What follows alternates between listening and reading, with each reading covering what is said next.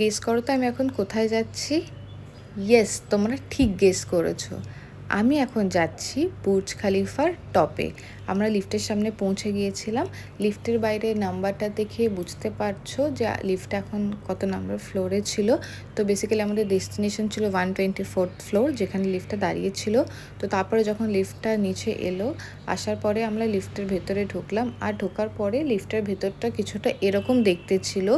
লিফটের ভেতরটা বেশ অন্ধকার মতো ছিল, আর অনেক ছোট ছোট স্ক্রিন লাগানো ছিল। তো লিফটের ভেতর ঢুকে আমাদের এক্সাইটমেন্ট লেভেল তো পুরো চরমে ছিল। আমরা জাস্ট ওয়েট করতে পারছিলাম না, ভাবছিলাম কতক্ষণে 124th ফ্লোরে পৌঁছাবে আর লিফটের দরজাটা খুলবে।